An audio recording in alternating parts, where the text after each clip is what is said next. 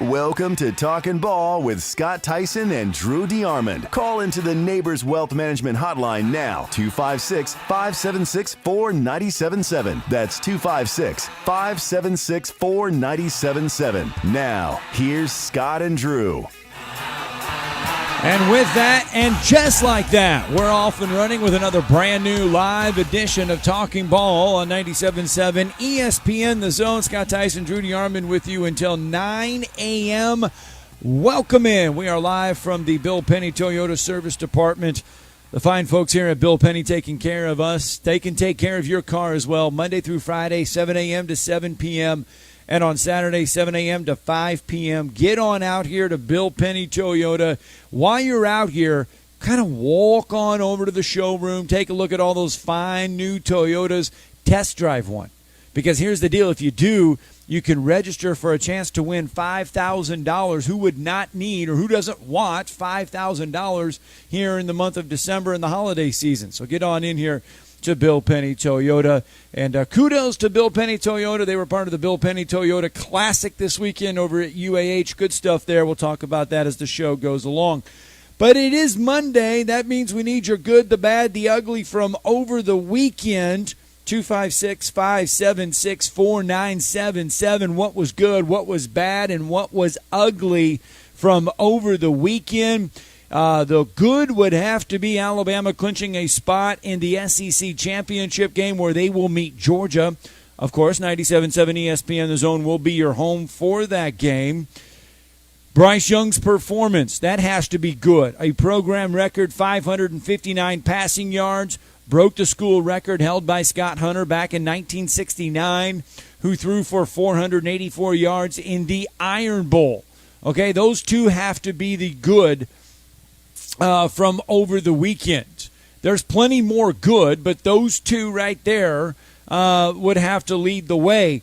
If you were looking for bad, if you were looking for ugly from over the weekend, Florida's performance against Missouri would have to take center stage as far as bad goes, because Missouri would get the best of Florida 24-23 in overtime. The ugly from that would be the fact that Dan Mullen dismissed his Florida head coach after that game. Now, A.D. Scott Strickland did give him the option of coaching this next weekend against Florida State. Dan Mullen declined because he thought that would be too much of a distraction going forward. So Dan Mullen out as Florida head coach. So there were your two good. Alabama beating Arkansas to win the West, and Bryce Young's performance breaking that of Scott Hunter in 1969. So those are your good. The bad, Florida's lost. The ugly there. You also have to put Auburn in the ugly category because it's time that Brian Harsin takes a little bit of heat for Mike Bobo and Derek Mason's schemes as far as Auburn goes, because the second half, ugly again for the Auburn Tigers. They were put in poor performances yet again, poor situations yet again were the Auburn Tigers. So those are my good, the bad, and the ugly. Those are for me this weekend. Well, I'm not going to totally, throw Brian Harsin under the bus. He doesn't have his football team intact. He doesn't have Bo Nix. He doesn't have his place kicker, Anders Carlson. We all saw what happened there. The young walk-on misses the left footer. He misses a 25-yard field goal. You've got to believe Anders Carlson makes that kick. You've got to believe Bo Nix is going to play better than T.J. Finley. Now I think we understand why Bo Nix is the quarterback, because there was a lot of consternation early when Bo struggled against Georgia State, and they put T.J. Finley in, and he, of course, saved them with that touchdown pass. But we saw Finley this weekend for a whole game, and he ain't Bo Nix. So no, certainly he's not. He certainly it was ugly losing to South Carolina, no doubt about it. I mean, South Carolina's not a great football team. I got to give Shane Beamer a lot of credit. That would be part of my good.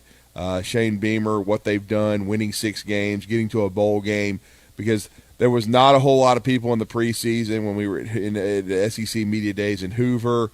The prevailing opinion was probably a 3 or 4 win team for South Carolina. Not a supremely talented team, but now they've beaten Florida and Auburn, 2 games that not many people had them winning, and they won at home in Columbia. And so that's that I would say this is a success for Shane Beamer. Matter of fact, if they upset Clemson, which I don't think they're going to do on Saturday, he would have 7 wins and probably steal some Coach of the Year votes, considering that nobody would have even given him a shot before the year of playing with Clemson. But even if they don't, if they're 6-6 and they're in a bowl game, he still did an outstanding job. So that would be part of my good. I mean, the bad, I would say, Alabama's back into the secondary, did not play well against Arkansas.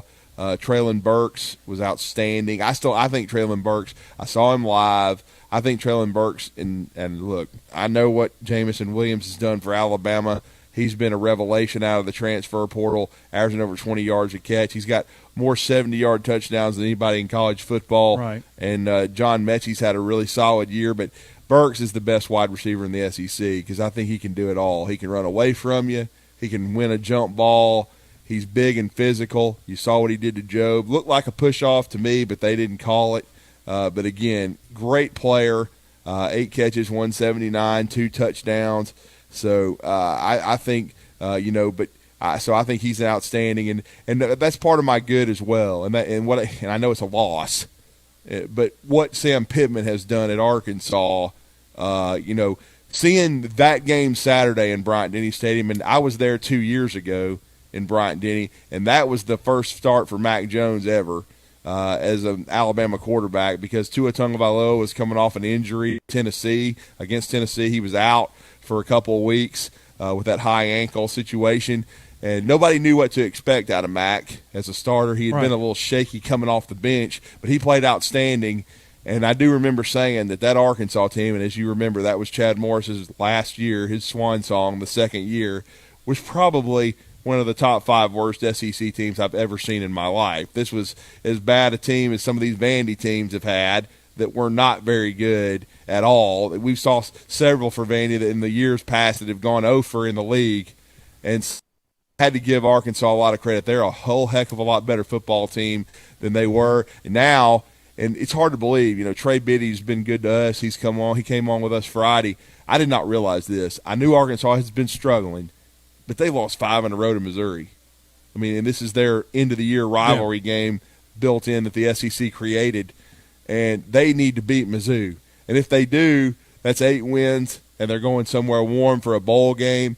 So I was really impressed with Arkansas, no doubt about it. And so I would say, and you hit it out of the park. I mean, anytime when you're Bryce Young and you break a record that's 52 years old, Scott Hunter's 484 against Auburn in 1969. That's a good. That's definitely good. He and C.J. Stroud have basically, have separated themselves, I think, in the Heisman race. I still think Bryce controls his own destiny in that if they beat Auburn, if Alabama beats Auburn and he plays well, and then if they beat Georgia, then he's gonna run away with it because Georgia's the number 1 team in the country. But I got a thought on that though. Sure. Too. So no doubt. But we'll bring that up here in just a little bit because I want to ask a question on that. And his numbers are great. But I went back real fast.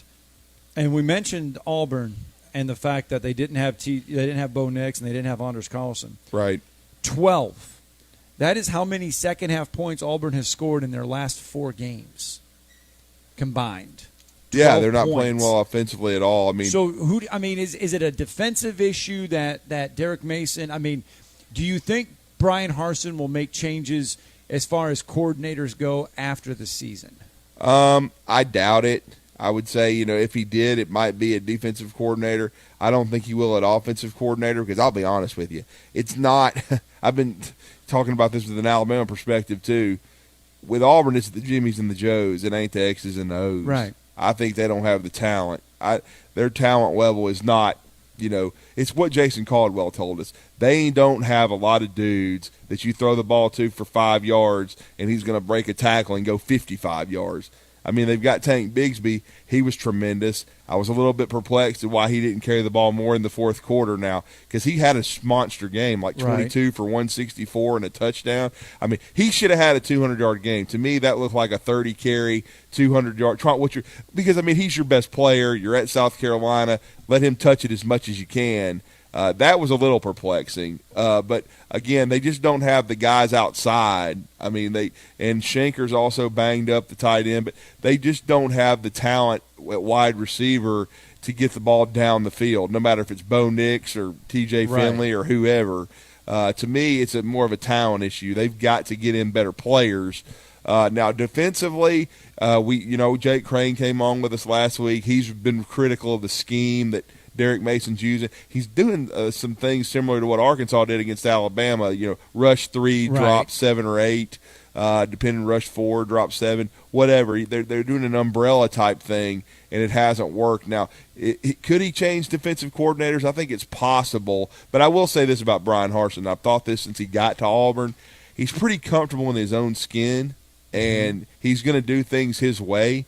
And Alan Green did it his way when he hired him. I still think you need to give the guy at least 3 years to try to get his guys in there. Right. But again, it's certainly been a struggle down the stretch. And the one that's sticking in everybody's craw, it's still going to, is, everything was looking up. It's 28-3 against Mississippi State, and then everything just falls apart. And it's just really perplexing. But I think also part of it is the Bo Nix injury. All right, let's go to the Neighbors Wealth Management Hotline. Jeff from the Borough with us on a Monday. Good morning, Jeff. How's it going, guys? Well, good, Jeff. How are you? I guess Drew's Auburn's going to have Music City Bowl, huh? This will be Music City Bowl time? Is that where they're going to be heading there? 6 wins. I don't know where 6 is going to slot you. Yeah, they'll be somewhere, but we don't know quite yet. But I mean, probably somewhere around there. Yeah. I mean, I can't believe that off South Carolina. That's just, man. I tell you what, boy. I tell you, I don't know. I saw the score, Alabama and Arkansas. I think Alabama will beat Auburn, but I don't know if they can beat Georgia. I just don't know if they can. I mean, there's Alabama's defense. I mean, I don't know. They've given up all kinds of points and all kinds of stuff. I was an Alabama fan. I'd be worried about that. I mean, I really would. But, but of course, I ain't going to like Tuesday night because there's going to be a team in the top 4 that y'all don't like. The Cincinnati Bearcats, as Oregon loses. How about them Bearcats, huh? They're going to be undefeated in the top 4, ain't they? Do you think the committee will put them number 4? Do you think they'll make that move? Well, if they don't, they're lying through their teeth if they don't. So it'll be an anti-small school if they don't do it. So let's put Florida in the top 4. You want to? Put Florida in there. They're pretty good. 5 and 6, they got a good record. Put them in the top 4. But they're an SEC. They're Power 5 school, ain't they? Put them in, but Florida, what have you done for me lately? 29-9, 3 years, and have one bad year, and well, you gone. Oh well, Florida's got 30 years tradition. They ain't got no tradition in football. Before Spurrier got there wasn't nothing. Couldn't win. It's all they were known for was Creighton Gatorade. Before Spurrier got there, that's all they's known for. So like I say, and so they see if they can find him a coach, I guess. But I wouldn't go to Florida. I wouldn't take any of these jobs. So 29-9 in 3 years, it just ain't good enough. Is that good enough to you? 29-9, is that good enough? Well, I think in today's world, here's the thing. Here's what we need to look at, and I understand what you're saying, but coaches these days have opened this up to themselves because they're making $5, $7, $8 million a year. They're not making $1 million anymore where you can sit there and say, okay, I'm going to give you 4 years. You want a higher salary. You're getting a higher salary. The demands come with it. It's not a perfect world. But who's paying them? Who's paying them? The schools are paying it. So don't the schools. And if the school, if school wants an investment, they're investing in these coaches.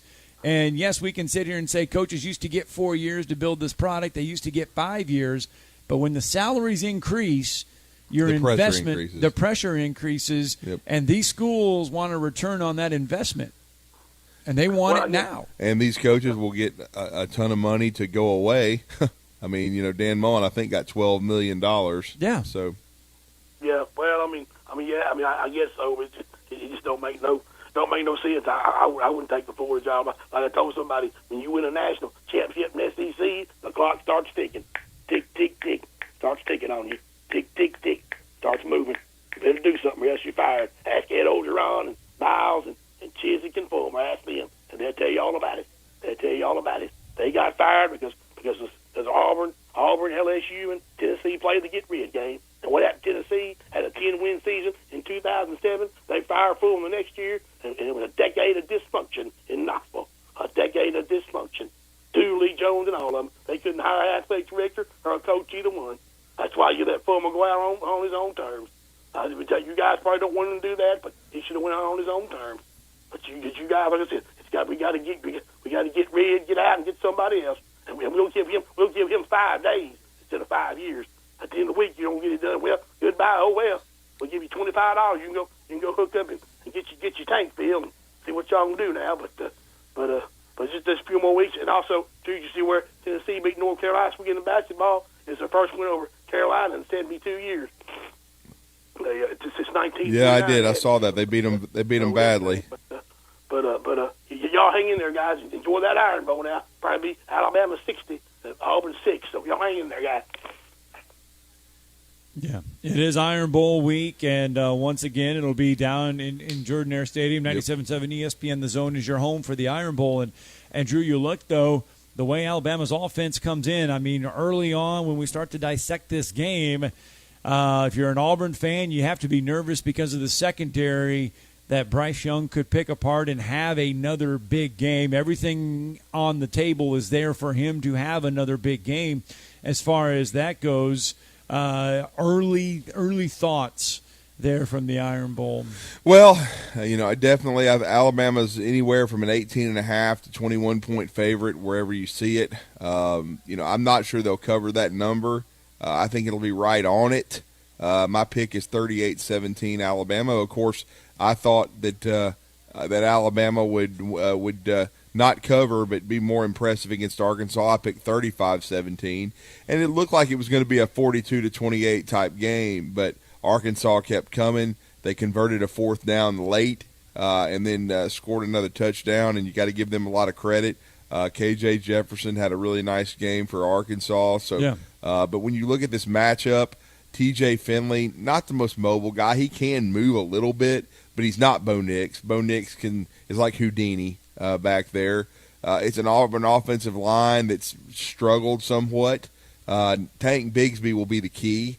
They need him to have a huge game. Alabama needs to contain Tank Bigsby. And what's kind of lost within this, the Arkansas game, so to speak, Scott, is that Alabama actually held Arkansas to 110 rushing yards. So they were pretty good against the run.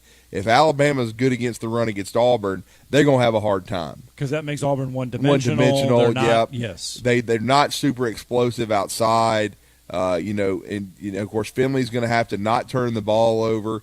And then they're going to have to pressure, Bryce Young. Maybe Derek Mason's going to blitz more. I don't know. They really haven't blitzed a lot.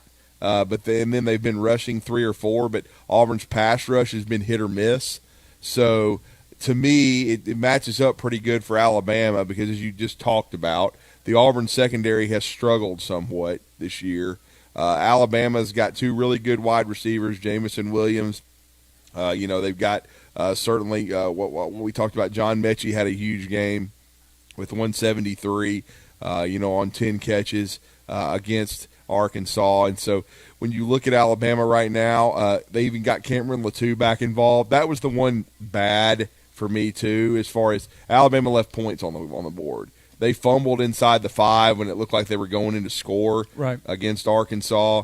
That was bad. And then they had a chance in the red zone to score.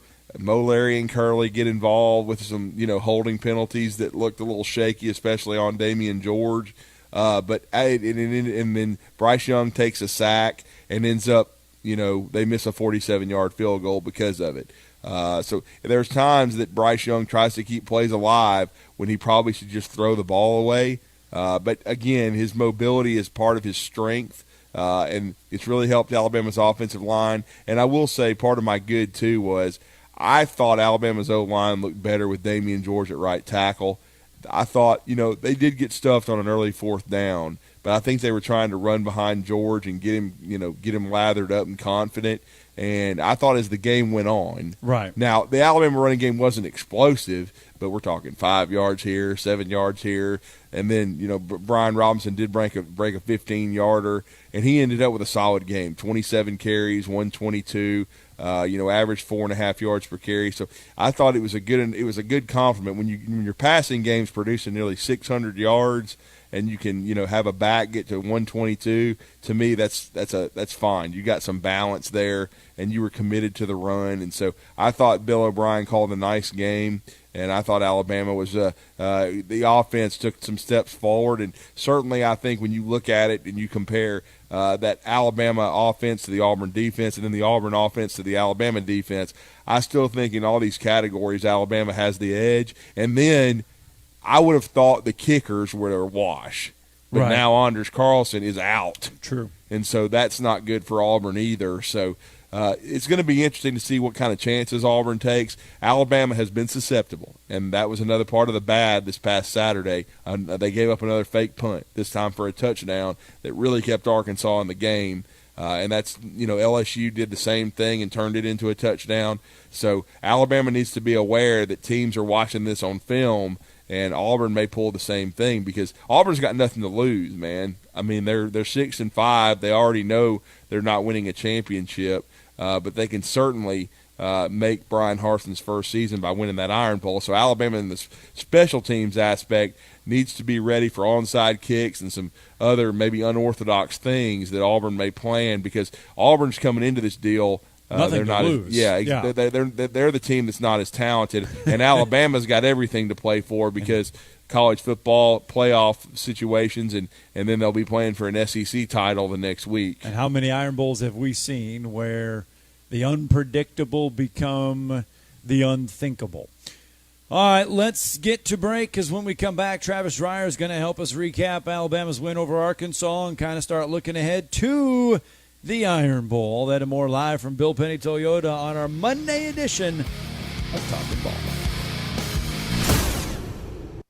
You're listening to Talkin Ball on 97.7 ESPN, The Zone. We know it's lonely at the top, but we don't mind. National championship number 18. 13-0. Absolute perfection. Roll Tide. Join us Saturday as the Crimson Tide head to Jordan-Hare Stadium for the 86th Iron Bowl. Our coverage begins at 11:30 on your home for Bama football. Listen to Alabama football all season long on 97.7 ESPN, The Zone. This is Wes Neighbors talking to Chris Haygood of Bob Wallace Appliance. Chris, what sets you apart from other appliance dealerships? Wes, these appliances are going into the most used room in your house, your kitchen. The way we have these appliances displayed, it's easy for you to visualize how they'll look in your home. Wes, what sets us apart is the people. They're well trained. In fact, they live and breathe these appliances. And if you need service, you'll really appreciate our parts department. Contact Bob Wallace Appliance at 256-533-2121. Ann Adams with Berkshire Hathaway Rise Real Estate is the one name to know if you're buying or selling real estate. With years of local experience, Ann Adams offers buyers in-depth knowledge of the local housing market and will narrow available properties down to those you'll be interested in so you can save time when shopping for your new home. If you're ready to sell, Ann offers a seamless process using accurate pricing and expert negotiation skills to make sure you get a fair price for your home. Call Ann Adams today at 256-337-2625 or log on bhhsriserealestate.com. Hi, everybody. Eli Gold here. Right now, indoor air quality occupies top-of-mind awareness for families and business owners. Rick Smith and the trusted professionals at Environmental Comfort Systems can take care of your indoor air quality concerns with their state-of-the-art indoor air quality solutions. Environmental Comfort's indoor air quality systems remove 99.9% of airborne contaminants so you and your family can breathe clean, fresh air. If anyone in your family suffers from allergies, or if you just want the security of knowing the air you breathe inside your home is free from viruses, bacteria, pet dander, dust, and odors, Environmental Comfort Systems are the professionals to call. Environmental Comfort also carries state-of-the-art, high-efficiency comfort systems that increase home comfort, keep humidity in check, and help you save money on your energy bills. Give my friend Rick a call or visit them online at envcomfort.com and breathe cleaner air today. Environmental Comfort Systems, Alabama license number 92314. Chad, cue the cheesy Italian music. So you're in charge of the dinner spot, and the family is a hard group to please. Dad wants award-winning 21-day-age certified Angus beef. Mom craves authentic Italian food like great-grandma. Sissy pretty much won't eat anything but fresh seafood. And old life of the party, Uncle Walter, likes to enjoy a cigar after dinner with some live local entertainment and some killer cocktails. So you think you're in a pickle? Well, you're not. Relax. I'm Tom Chapman, chef at Nick's Ristorante at 10300 Bailey Cove Road, just south of Weatherly. We have all that and more. Our friendly and helpful staff is eager to help you Tuesday through Saturday, starting at 5. So, corral that crazy crew of yours and give us a call at 256-489-8280 or tell them to check us out at nicksristorante.com. I promise you, the gang will all think you're a culinary cruise director of awesomeness if you take them all to Nick's. See you soon. Ciao.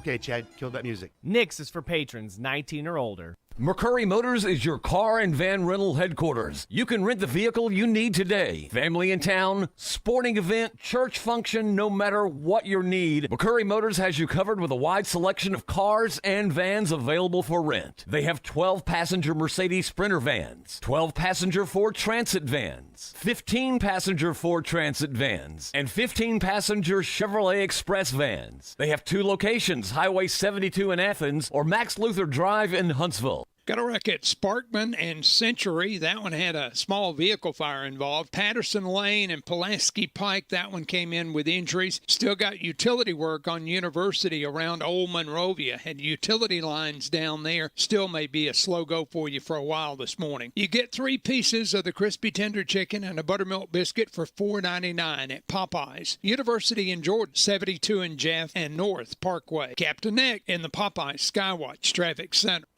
Another year of Coach Saban in Tuscaloosa. You know what that means. I've been a part of a team since I was 9 years old. It scares me to ever think of the day when I wouldn't be a part of a team. Your home of the Crimson Tide Sports Network and the Nick Saban Show is 97.7 ESPN The Zone. This is Paul Feinbaum. Listen to me coming up today at 2. Now back to Talking Ball with Scott Tyson and Drew DeArmond on 97.7 ESPN, The Zone. And welcome back to Talking Ball, 97.7 ESPN, The Zone. We are live this morning from Bill Penny Toyota here in the service department, Monday through Friday, 7 a.m. to 7 p.m.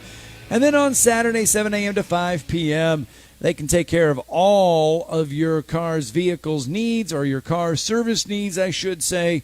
Get on out here to Bill Penny Toyota Service Department. The gracious staff will take care of you as well. And if it's a Monday and we're here at Bill Penny, and when Alabama plays on a Saturday, these things are becoming common, and we just flow on together. Drew, that means it's Travis Reier time. Yep, the senior analyst since 2003 for BamaOnline.com. Does a great job. They also have an outstanding BOL podcast, and Travis joins us weekly throughout the football season and basketball as well to provide his observations when it comes to the University of Alabama, as he's part of 24/7 Sports and Bama Online. Travis, welcome back. Happy Thanksgiving. You're with Drew and Scott. Good morning, guys. Morning, sir. And we'll get right to it. You always do a Grading the Tide segment after their football games. The Arkansas game, a shootout a little bit, not as aesthetically pleasing with the defense and the back end struggling a little bit, but offensively, one of their most productive days of the year, and Bryce Young some history. No doubt about it. 559 passing yards, 5 touchdowns for Bryce, so continues to just roll up the big numbers. The consistency is probably the most amazing aspect of the whole thing, and can extend plays, can do it from the pocket, and got big days, obviously, from Jamison Williams. John Mechie with 10 catches for 173 yards and a touchdown of his own. So that continues to be the most consistent bright spot for this football team. The one thing that you feel like on a weekly basis right now that you can kind of count on, because week to week there are some other areas that seem to come and go a little bit. And, you obviously had some interest in that offensive line going into the game, and it was Damian George who got the start at right tackle ahead of Chris Owens. A little bit up and down there as well. He had his struggles. Damian did early. I thought he leveled out, though, and played better as the game went on. You had a 100-yard rusher and Brian Robinson, but otherwise not a huge day for the run game. And depth at running back was a concern going into the game as well, and I think we got an answer on, at least for now, how that situation's going to work. And it's largely going to fall to the workhorse, Brian Robinson. And as you said, defensively, the back end, once again, coming up in a way that you wouldn't like for those guys. Tough day for the left side of the secondary specifically. We saw Saban in game make a couple of adjustments along with his defensive staff in terms of personnel. So a little bit of everything in Alabama 42, Arkansas 35. Yeah, now you get ready for the Iron Bowl, and I know everybody wants to talk Iron Bowl, but everybody's also wanting to talk Alabama and Georgia. But you got to play the Iron Bowl first. Alabama, obviously, secondary, still looking like the communication issue can arise from time to time. Yeah, it does. Although a couple of the situations were, kind of just man coverage. You feel really good about who you believe to be your top corner in Josh Jobe out there, but he's going against a future NFL player in Treylon Burks. And you don't want to undervalue or discount the performance of Treylon Burks, because you knew going into the game this is a guy capable of doing what he did, 8 catches for 179 yards. So that matchup hit him a couple of times, and Arkansas on third downs was a little bit better than what they had been previously in the season, and certainly on fourth down, really, really good, going a perfect 3 for 3. But getting off the field wasn't always easy for the Alabama defense in general. I thought in terms of taking care of the primary objective, the Arkansas run game, Alabama did a pretty good job of that. Front seven was solid, still not enough pass rush just from, say, their front four that they go with a lot of times. And even when they go to their dime rabbits and bring an extra guy, they don't always get home. But Will Anderson, another big game in terms of tackles for loss, another sack for Will. And the linebacker level, I thought defensively played pretty well. Christian Harris gave up the touchdown pass there late, but 3 tackles for loss for Henry To'oTo'o, 2 sacks, 13 tackles. Front seven was good enough against the run. They just, a couple of things. They weren't quite good enough in man coverage, and they still don't get, other than Will Anderson, enough in terms of their pass rush. And how does that equate, Travis, when you match up with the Auburn Tigers? Auburn, this is not the same offense even we saw 2, 3, 4 weeks ago. No Bo Nix, when they did impressively win in Fayetteville, Arkansas. The offensive line has been, okay, but not great. We did see a big game out of Tank Bigsby against South Carolina. But you just talk about weapons. While Alabama's got a Jamison Williams who's having a first-team All-American type year, and then Messi's been really solid, they just don't seem to have the weapons outside, you would think, like a Treylon Burks. Burks, after seeing him in person, to me, no disrespect to the two from Alabama, I think he's the best wide receiver in the league. I don't see somebody like that could potentially cause a lot of problems for Alabama. Yeah, that's kind of the concern on a couple levels for the Auburn offense this week. Plus, you don't have a quarterback that can kind of help you out where your offensive line is concerned in terms of Will Anderson and that Alabama pass rush.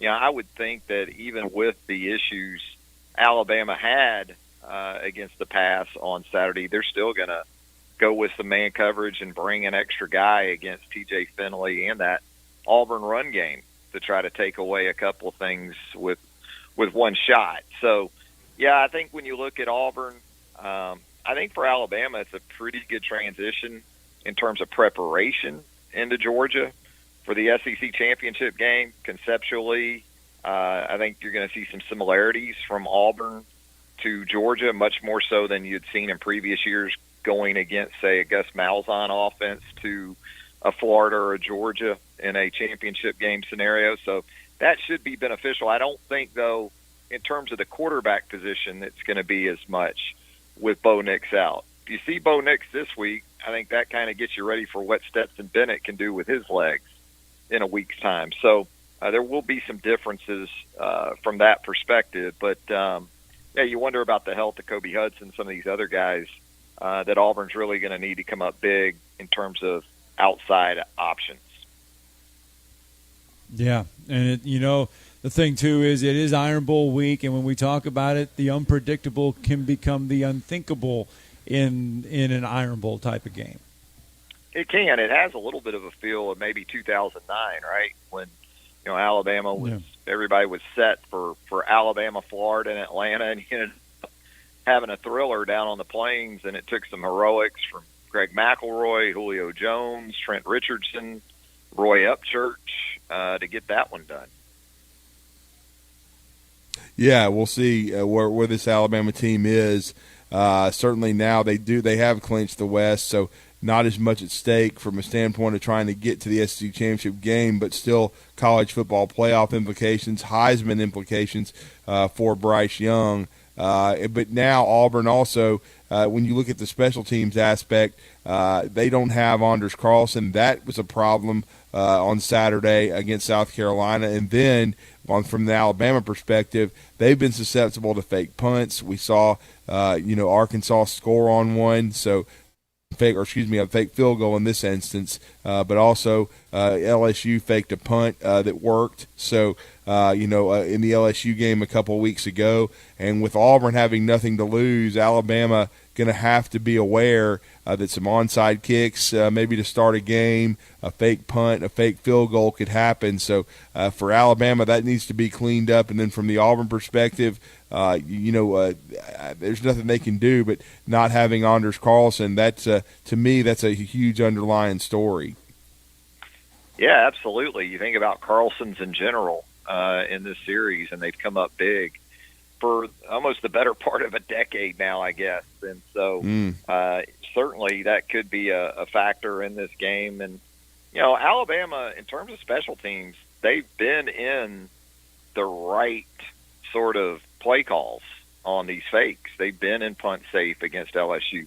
They were in field goal safe against Arkansas the other night, but didn't execute the call. And so with that, gave up some big plays. And there's no doubt, though. I mean, Auburn's trying to avoid an O for November here. So why not kind of wheel it all out in this game on Saturday? And I'm sure that's going to be reinforced over and over again in Tuscaloosa.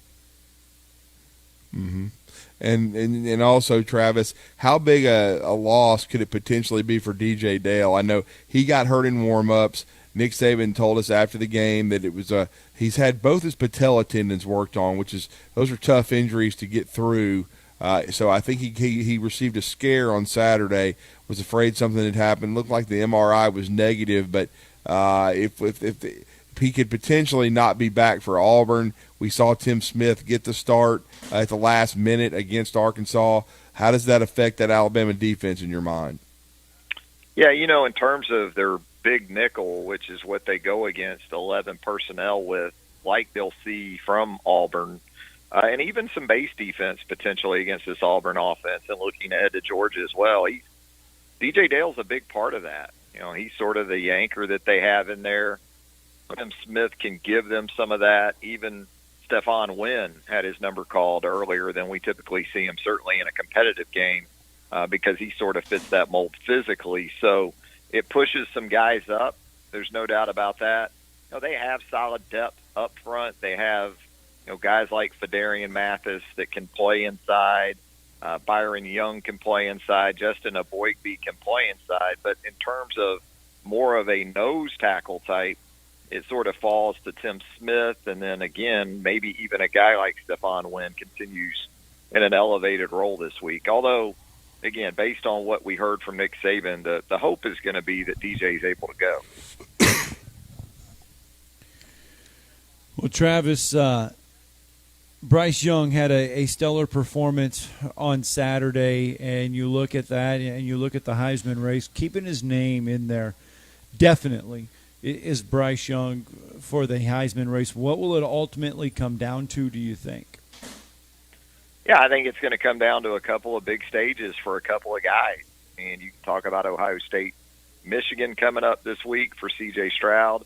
Even with Auburn struggles, there's going to be a ton of eyeballs on Alabama-Auburn as there annually is. That's going to be the case once again with that CBS mid-afternoon time slot. And then, Bryce is going to have the biggest stage of all. Assuming he plays well this week, Alabama wins, he's going to go into Georgia, go into the SEC championship game with everything right there in front of him. So could be a situation similar to what we saw with Tua Tagovailoa, right, back in 2018, going into a same type of matchup there. And I think voters are certainly going to wait until after conference championship Saturday to get those votes in. I think they have until Monday morning after the conference championship game, so they'll hold those votes until that point. And I think Bryce is in great shape if he continues to play the way he has. I mean, we're talking about the very real potential, and he will in all likelihood. He could do it this week. He could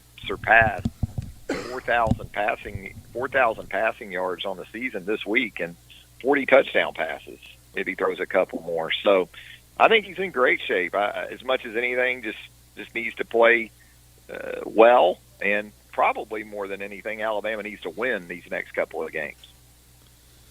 Oh, no doubt about it, Travis. I mean, I did the math. I mean, with a little over 400 yards and a couple of TDs, Bryce Young, 4,000 yards in 12 games and 40 touchdowns, only 3 picks so far. Then you look at it, you already have 1,200 yards from Jamison Williams, but he could be a potential 1,300-plus yard receiver with a big game against Auburn. John Mechie's 105 from 1,000 yards, and then you pointed out in your piece with B-Rob, he's 55 yards away from a 1,000-yard season. So you're talking 2,000-yard receivers, a 1,000-yard back, and a 4,000-yard passer. Considering how good the offense was last year, and this is still not last year's offense, that's pretty remarkable production that has been replaced. Yeah, I think if we had run that down before the season and said Alabama's going to have that type of production from 4 guys on offense, you'd have felt really good about their chances of not only being in position to another college football playoff, but probably be just undefeated. I think you'd be surprised if I said all those guys are going to do that, but they're going to have one loss going into the SEC championship game, especially with what we consider to be a defense that should be dominant at times, if not consistently. You'd have felt like that was a 12-0 team. All right, Travis. Well, good stuff, Travis. Yeah, absolutely. Great stuff. Talking Iron Bowl. I know you haven't made a prediction yet, but and I'm not asking you to give a score, but everything seems to point to Alabama. What are your thoughts? Yeah, it does. I think the biggest thing for Alabama is, to get out quick. And I think if that happens, you have to think the psyche for this Auburn team right now isn't the best. So the quicker you can get out and sort of establish yourself as the better team, the better chance of this game not dragging into the fourth quarter or well into the fourth quarter, which is a situation Alabama, given its recent history, and probably just history in general down at Jordan-Hare, doesn't want to be the case. Yeah, well, great stuff, Travis. You and your family have a happy Thanksgiving. Let everybody know how to connect with you guys over at BamaOnline.com. Just go to BamaOnline.com or Alabama.247sports.com. Either way is going to get you to us. Thanks, Travis. Appreciate it. Thanks, guys. All right, thanks, Travis. Travis Reier with us on the Neighbors Wealth Management Hotline. All right, we've got to get a break in. When we come back, Randy, we'll get to you on the other side. The Neighbors Wealth Management Hotline is open to you, 256-576-4977. You're listening to Talkin Ball on 97.7 ESPN, The Zone.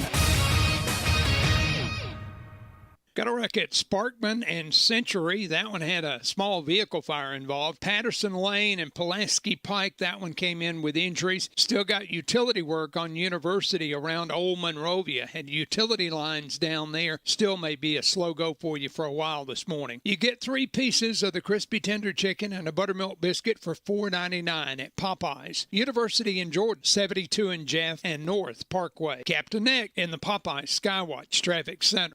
The kitchen is the heart of any home. It's where the family gathers. It's where kids discover old recipes and make them their own. Just starting out or just now getting started on the dream kitchen you've always wanted? I'm Chris Haygood, and from all of us here at Bob Wallace Appliance to the home builders and the homeowners, a heartfelt thank you for buying local. We're in Huntsville, Florence, and Coleman, and online at bobwallaceappliance.com. What can you expect when you shop for a firearm at Bullet & Barrel? Expect great prices. We specialize in quality over quantity. Expect great service. Our professional sales staff is never pushy. We won't talk you into something that doesn't fit your needs. You have the right to make a smart, informed decision. Expect Bullet & Barrel, Alabama's only 5-star indoor shooting range, to support you after the sale. Bullet & Barrel, 3252 Lehman Ferry Road. Like or follow us on Facebook. Come see us soon. It just works. Picture this. You're at home, doing whatever it is you do. Then, pow! The power goes out. Then what?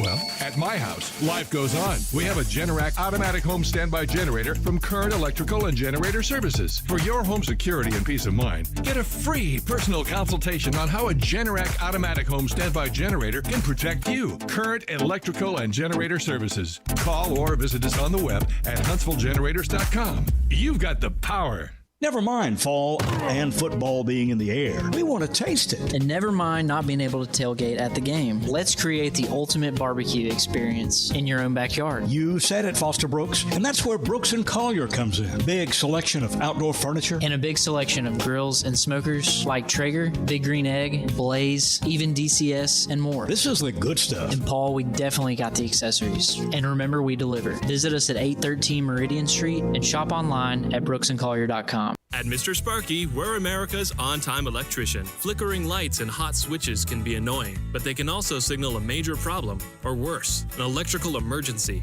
So play it safe and leave it to the experts at Mr. Sparky. Trust our team of professional, clean, and friendly electricians. We'll get it done right and get it done safely. You don't have to put up with any malarkey. Call 888-8-SPARKY. Independently owned and operated, licensed in the respective state or county.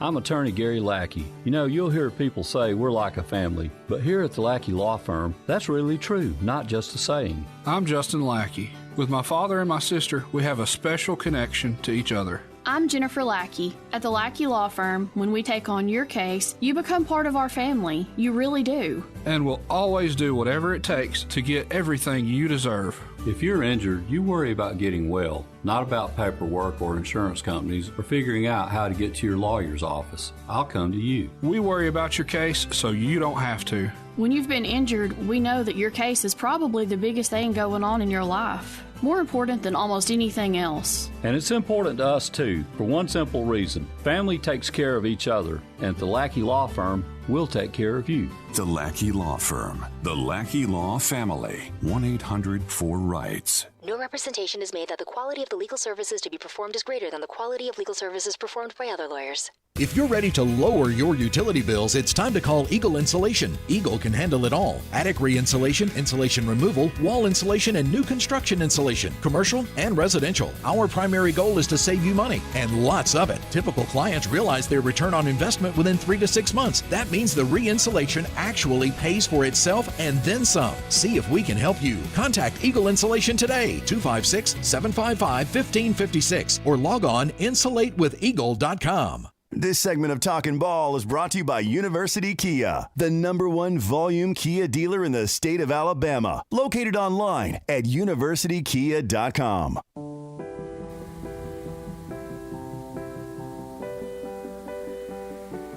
And welcome back to Talking Ball, 97.7 ESPN The Zone. Scott Tyson, Drew DeArmond with you on this Monday morning. There we go. Had to get my days right. Anyway, we are back at it again, and we were talking about Bryce Young and his performance and C.J. Stroud. Bryce Young, 3,584 yards, 38 touchdowns, 3 interceptions. C.J. Stroud, 3,468 yards, 36 touchdowns, 5 interceptions. But I do want to ask, the Heisman Trophy is not supposed to be given to the quarterback who puts up the most numbers on a playoff-led team. Too often, that's how it turns out to be. Is Bryce Young or C.J. Stroud the truly best players in college football? I don't think so. But it's an offensive award, and everybody knows that. But it is. I mean, it's turned into that, but it's not an offensive award, though. Well, I mean, it's not by definition, but it really is when you look at the history of it, Scott. Right. And that's what it goes to, the best offensive player, and now a lot of times on one of the best teams. Maybe not the best team. Certainly Robert Griffin III lost 3 games. Johnny Manziel lost a couple. Right. But most of the time it's on one of the best teams in the country, and it's an offensive player that puts up video game stats. Honestly, to me, it's probably Will Anderson. He's tied for the national lead in sacks with 13.5. He leads the nation in tackles for loss. He had 11 more tackles on Saturday, Scott, and another sack. And 3.5 tackles for loss. Could you put Nakobe Dean in that category as well? He's a great player, but he's not Will Anderson. I mean, now he's on the best defense in the country, right? And for some inexplicable reason, they're trying to make a Heisman candidate out of a defensive tackle in Jordan Davis that doesn't even have the stats that Quinnen Williams did. But hey, that's what they've done all year. I mean, Jordan Davis does his job. He's a great player. He's a key cog in their defense. Might win the Outland Trophy, but is he a Heisman candidate? Absolutely not. And Nakobe Dean had the big pick 6 against Florida. He's made some huge plays, but I'm sorry. I still think with all the depth Georgia's got, even if Nakobe Dean got injured, that'd still be a great defense. If Alabama didn't have Will Anderson, some people would be getting fired. Okay, that's just the bottom line. Because he's that big an impact guy. He's that big a big play guy. Could be the best player in college football. Yeah, I mean, I think so. I mean, pound for pound, you could say that. That's just I was asking. I'm not trying to say that Bryce Young's not deserving. I'm just saying that I totally understand what you're saying. "Quote unquote" the best player in college football, and often we look at it as the player with the biggest offensive numbers. Is it? But are we overlooking somebody else by looking at Bryce Young's numbers right now? I mean, Will has just been dominant, and he was a dominant freshman last year, 7 sacks. He really came on the second half of the year, but he's doubled his production this year. And I mean, and everybody's gunning for him. You know, they're trying to double him and do all these other things, but he's still so active. It's like Coach Saban said, they went with some 5-man rushes against Arkansas. When you do with that, you have to block him with one person. And so they'll take their chances with Will Anderson being blocked one-on-one. And he didn't get a sack early, but it just kept coming, and he finally gets to K.J. Jefferson. So I just think he's what he's done. And then he's helped Dallas Turner develop, because Dallas Turner's definitely going to get single blocked. And so that'll be interesting to see if they take advantage of that against Auburn. Right. Because you know Auburn's going to give probably a tight end and some extra attention to Will Anderson, which could help some other guys make plays. All right, let's get out to the Neighbors Wealth Management Hotline us on a Monday. Good morning, Randy. Good morning, fellas. How y'all? Good, Randy. How are you, sir? Doing good. Drew, I agree with you, but that's one of the reasons I called in this morning. Look here. Yes, sir. Don't give it to the 2 quarterbacks, okay? In my opinion, there ain't no way that other boy is better than Bryce. Bryce has been my boy all along. You were very high on him before the season. Let that other boy play the SEC like Bryce is at to do, and then tell me who the better quarterback is. Sure, at Ohio State, you go up there and play their cupcake teams, but I believe any SEC team here that played would beat that cupcake teams up there. The reason I'm bringing this up, I seen yesterday where they dumped Ohio State ahead of Alabama, and they dumped that other quarterback for Ohio State ahead of Bryce.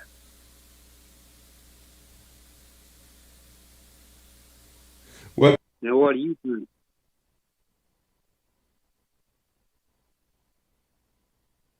Are you there?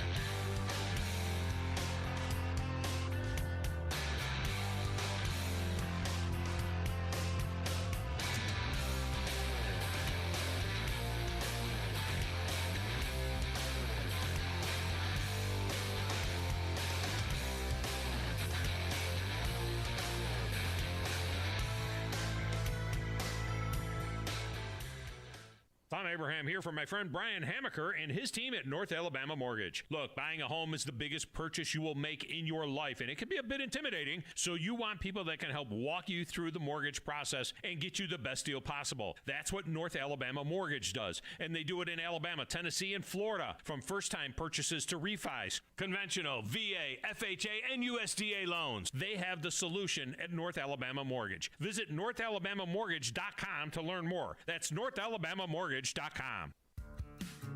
Have you ever found exactly the right new car or truck with the exact features that you want and nothing else? Well, at Woody Anderson Ford, we can promise you just that. Hey, Bobby White back again, and you can now factory order your new Ford today, and you'll get your new car or truck exactly the way you want it. And there's no extra cost to custom order. Plus, you get $1,000 off MSRP on top of any additional factory rebates. This applies to 2021 F-150, Explorer, Ranger, and Expedition. It's a win-win with a custom order at Woody Anderson Ford. You get the colors, the features, and the options that fit your life. Plus, you get notified when it's built, shipped, and ready to deliver. Listen, buying a new car or truck is likely the second largest investment you'll ever make. So why settle? Get exactly what you want with a custom factory order today. And get $1,000 off MSRP. See how at WoodyAndersonFord.com or at the corner of Jordan Lane and Sparkman Drive. Hope to see you soon. SportsMed is the official team physicians of the Rocket City Trash Pandas. And if the pros trust SportsMed, you can too. SportsMed provides every service you might need for complete orthopedic care, specializing in orthopedic surgery, sports medicine, joint replacement, spine surgery, neurosurgery, and podiatry. And they offer their own brace shop, in-house full-body MRI, physical therapy, walk-in clinic, and so much more.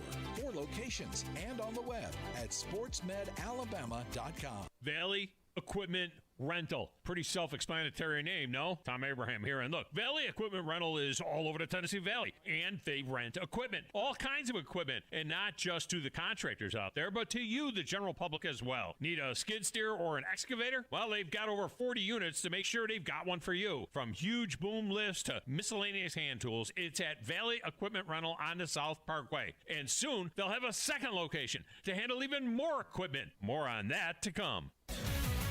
WZZN, Union Grove, Huntsville, Alabama. 97.7 ESPN, The Zone. Good morning from the traffic center. Wreck at Sparkman and Century should be clear now. Still working Patterson Lane and Pulaski Pike. They sent Hemsey, but they canceled on that. Said no injury involved. And we got University in the Mid-City area. Had utility damage overnight. Still may be trying to get that taken care of. The Somnodent from Dr. Sandman's an easy-to-use oral device. No mask, no hose. And insurance accepted for sleep apnea and for snoring. 350-CARE or RandallSandland.com. Captain Nick in the 72 and Jeff Popeye Skywatch Traffic Center. From the Fox 54 Weather Center, I'm meteorologist Emily Owen. For this Monday, expect a partly cloudy start. Will gradually become sunny by the afternoon. It looks like high temperature is going to be topping out in the upper 40s to lower 50s. We could also see gusty winds as high as 25. For your Monday night, mostly clear sky. Low temperatures falling into the upper 20s. I'm meteorologist Emily Owen on your home for ESPN Radio 97.7 ESPN, The Zone. This is Brent Musburger's VSiN Action Update on 97.7 ESPN The Zone. Heads up, sports bettors. Right now you can try VSiN All Access free for 30 days with no credit card required. Visit vsin.com/free month to sign up now.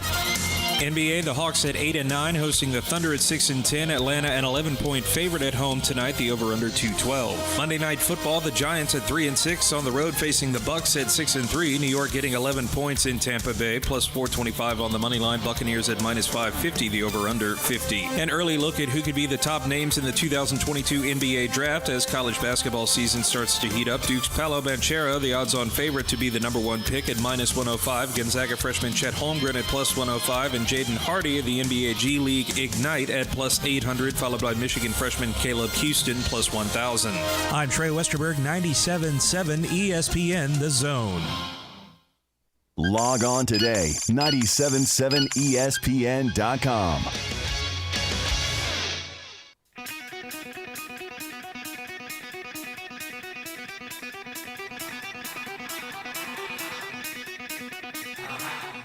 Welcome to Talkin Ball with Scott Theisen and Drew DeArmond. Call into the Neighbors Wealth Management Hotline now, 256-576-4977. That's 256-576-4977. Now, here's Scott and Drew. And welcome back to Talkin Ball, 97.7 ESPN The Zone. And great conversation this morning as far as recapping some good, the bad, the ugly from over the weekend.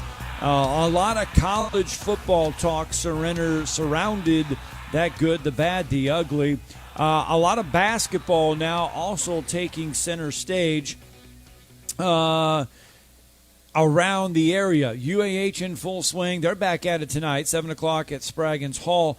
That is some good. They won yesterday over Fisk. That is really great. Two in a row there. But the high school game is starting to really take full shape.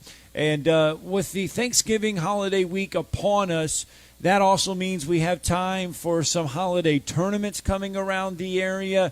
We didn't get to experience this last year. In December, we're going to get the Huntsville City Classic. We didn't get that last year because of COVID. That stuff that was taken away.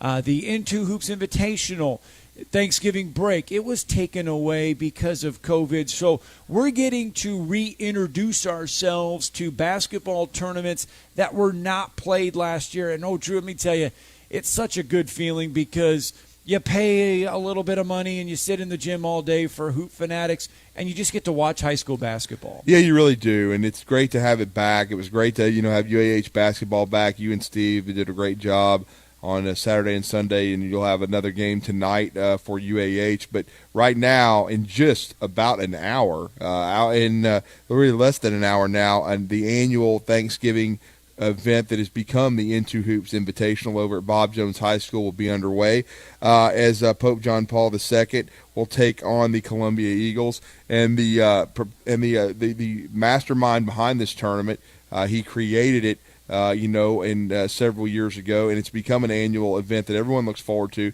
We hated not having it last year due to COVID situations, but we didn't have that tournament or, as you said, the Huntsville City Classic. Now they're back, and it's going to be some great action starting this morning. And the host of that tournament is the Bob Jones Patriots, and their head coach, who put this field together, who's been a great friend of ours, Luther Tiggs, is now with us on the Neighbors Wealth Management Hotline. He must be busy because the tournament is getting close to beginning, and Luther Tiggs must be he must be a little busy, right? And we don't blame him because when you don't have this tournament for over a year, you've got a lot of things that you need to do and a lot of places that you need to be at. As far as tournaments go, but Drew, you look at this one, and this was a tournament that if you go back in the time of high school basketball here in the state, or especially in North Alabama, the Sportsmed Shootout was a Thanksgiving tradition that was played in the South Hall, the VBC, and it was around for a few years. But the Into Hoops Invitational quietly becoming a destination spot for teams on Thanksgiving. Yes, it has. I mean, I worked with Jerry Dugan for many years with the Sports Med Shootout, and it was a great event. We had some outstanding fields there, and then the Into Hoops has filled that void. And it was, of course, the brainchild of our next guest, who's now with us on the Neighbors Wealth Management Hotline. He's done an outstanding job in his career in our area at several different programs. He built the Sparkman program into a powerhouse. He certainly started the James Clemens program, and now is the head basketball coach of the Bob Jones Patriots, and they host this annual event that's become such a big part of our community, the Into Hoops Invitational. And he's a very busy man this morning. Been over there probably at the school since 6 a.m. getting everything ready. But as we said, 9 o'clock this morning, the Columbia Eagles and the JP2 Falcons are going to take the court over at Bob Jones, and Luther Tiggs is now joining us. Coach, you're with Drew and Scott this morning. How are you? I know you're very busy. Hey, good morning, guys. I'm doing well. I have been pretty busy since 4 a.m. Wow, 4 a.m. So I need to say, I before the sun came up, Luther Tiggs very busy. Absolutely. How are you guys this morning? We are good. We're doing well, Coach. And we were just reflecting, before we delve into this year's tournament, we forget last year that, we had the Huntsville City Classic taken away from us. We had the Into Hoops taken away from us because of COVID. For you to be busy today, I know it's busy, it's stressful, you're trying to get everything going, but man, you just have to take a deep breath and just smile because you're actually being able to host a tournament and back on the court. Absolutely. We, last year was very difficult, not for coaches, but for all of our young men not having the opportunity to participate in this great tournament. So we're excited again this year about having an opportunity to host the Into Hoops, and we think we have an excellent field of teams and tremendous coaches, and I think it's going to be a great week of exciting basketball. We have some tremendous matchups. We pretty much have gone mostly with a local flavor. We only have 2 out-of-town teams. Stewart's Creek out of Tennessee, which is coached by one of our own locally here, Howard Pride, former coach of May Jemison. And we also have Winona High School out of Birmingham with Cedric Lane. So we have mostly local flavor. And so, if you're an avid basketball fan, it's a great week to get out and watch all your teams in one place. Yeah, it really is, Coach. And starting, as we said, at 9 a.m. this morning, and you've gone with a lot of local flavor. And even bringing Howard Pride back. Everyone likes to see Coach. He's at Stewart's Creek trying to rebuild that program. Also, someone that just went into the Alabama High School Hall of Fame, Ronnie Stapler. You're bringing in his Westminster team also to be a part of this field this year. Yes, and we're so proud of Coach Stapler. He has been a staple in this community for many years. Been a great mentor to me, starting out as a young coach. And, I think it's a tremendous honor for him going into the Hall of Fame. To me, it's a little bit overdue, but he made it. And we're so proud of him. And he's had a historic year, and he's got a really good basketball team at Westminster. So we're looking forward to having he and his team here this week. Well, Coach, how easy was it or how difficult was it to fill a bracket this year with teams? Were there a plentiful of teams that wanted to get into this tournament? It was. We always have a waiting list. We tried to send the invitations out in the spring to generate some interest. Obviously, those teams who have returning players that are tremendously talented, we try to give them first opportunity. But also the fact that we want to keep some local flavor. We got to be able to get a few people in the stands because it takes revenue to run this tournament. And this year's tournament is being sponsored by Martinson and Beeson Law Firm here in the Huntsville area. So we're really proud of them and the organization for stepping up and providing some revenue to be able to provide the necessary things we need to run this tournament in a first-class manner. Yeah, and you have an outstanding tournament director, too, in Taylor Shields. She wears a bunch of hats. I'm sure she's been up since about 4 a.m. She has been a big, integral part of this tournament, Coach, since its origin. Yes, Taylor's been fantastic. She's a Bob Jones graduate, and she's come back every year to be able to help us run this tournament. We definitely could not do it without her. A lot of coaches always ask me questions. I don't have any answers. Taylor does, and she knows exactly how to run this tournament. You know, we're appreciative of her and her efforts, and she makes this thing a first-class event. Well, Coach, the answers that you do have, because you are a basketball coach, is you know talent, and you know these teams coming in. Somebody's listening this morning. What are some of these games that people need to be in the gym for to see, because the talent level could be really good? Well, you know, North Alabama has a great tradition and a rich history of basketball talent. There are some exceptional players in this tournament, and we really feel like there's a few teams in this tournament that has a chance to make a deep run in the postseason. Greg Brown over at Lee High School, Greg is a dear friend of mine. He was telling me this may be the worst team he's had. I had an opportunity to watch them on film, and they're almost as good as they were last year. So I would agree. Sparkman High School is tremendously talented with Jamie Coggins over there. Austin High School always bring great players.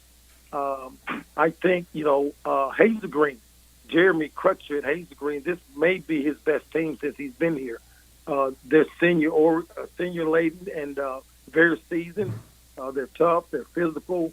Mae Jemison, our opponent today that we play with Jeremy Bynum in his first year, has a really good basketball team. And people have questioned my sanity because I matched up with them first round. And, you know, we just want to play good basketball teams. And so it's not the type of tournament you try to set it up to be able to get any particular team to the finals. You just want great matchups. So we think we have some great matchups this week.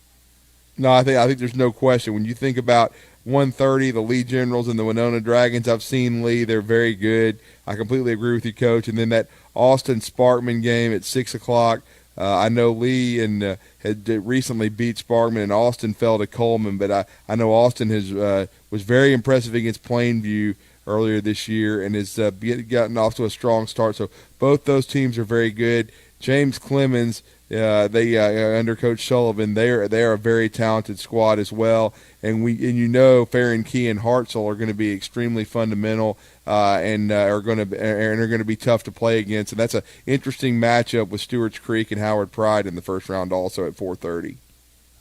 It is, and you know, as you indicated, James Clemens, which is our crosstown rival with Frankie Sullivan, you know, he brings back quite a few players from last year's regional team. I'm looking at the bracket now with first-year head coach at Buckhorn High School, Patrick Harden, who's a tremendous basketball coach. He does a great job. His teams will be well coached. Florence High School there with Anthony Reed, with Hazel Green. You know, they're coming out of the Shoals area. They always represent well, and they've been to the finals in this tournament before. And so, you know, again, there's some interesting matchups, some great matchups. There'll be some exciting basketball this week. So if you're looking for something to do, get your popcorn ready. Well, yeah, 10:30 this morning it gets underway. East Limestone. Well, actually 9 a.m. Oh yeah, Columbia. JP2 in Columbia. As we said, they're going to get Justin Johnson there in his first year with Columbia. JP2, Coach Christopher Blanding now against his old school, so that's very intriguing. And Coach Tiggs, let everybody know are the tickets also at the door and on GoFan? How can people be a part of this event? Well, there's no cash at the door, obviously, with COVID concerns. Okay. There are on GoFan, and we also have an opportunity for you to scan your ticket here at the door. We do provide concessions, so please follow us at Bob Jones Basketball on the Twitter and for any updates this week. And we appreciate you guys having us, and we're looking forward to having some great matchups this morning. Yes, absolutely. It's going to be Monday through Wednesday, the championship game on Wednesday. But, Coach, good luck to you in the event with your squad at Bob Jones and with all the good basketball over there. Hopefully some big crowds over at Bob Jones. We appreciate you joining us this morning really quickly, and I know it's going to be a great event. Thank you. Hey, thank you, Scott. You guys take care, man. Thanks. Luther Tiggs joining us in Two Hoops Invitational, getting underway this morning over at Bob Jones High School. Great chance to see some great high school basketball. And we haven't delved into this topic a lot. We haven't delved into it as much, but that is the situation in Gainesville with Dan Mullen. What an tough loss for them Saturday on the road to Missouri in overtime. And did you see Eli Drinkwitz's post-game interview there with Missouri? Did you by chance catch that at all? May the force be with you. Yeah, he brought in a lightsaber, pulled up his hoodie, and basically, I mean, I guess you could say he took a shot at Dan Mullen there as well. But the Dan Mullen era is officially over at Florida, Drew. Now, that leaves 6 big-time college football openings: Florida, LSU, USC, Virginia Tech, TCU, and Washington. If you're Jimmy Sexton, you're either going to get a beach house, a new beach house, a new house, or a new lake house, because you can just basically write a check and pay for it. But you look at these jobs right now, Dan Mullen at Florida, really, he's to his own blame, right? Well, yeah. I mean, the program fell apart under him. I mean, he did a solid job. You know, you heard Jeff say to start the show, 29-9, right. And that was his record in 3 years, and they won 10 games a year. But this year, everything completely fell apart, and I think what really happened was the recruiting reared its ugly head, because you got to understand, you know, with Kadarius Toney, and that, you know, they had found him as kind of a diamond in the rough. He was overlooked at Blount High School, and then they had done a nice job with Kyle Pitts. But, you know, when you look at the Kyle Trask, the QB, he didn't recruit Kyle Trask. He developed him. But I think the biggest thing that really got Dan Mullen was the recruiting, and especially along the lines of scrimmage, on the offensive and defensive lines.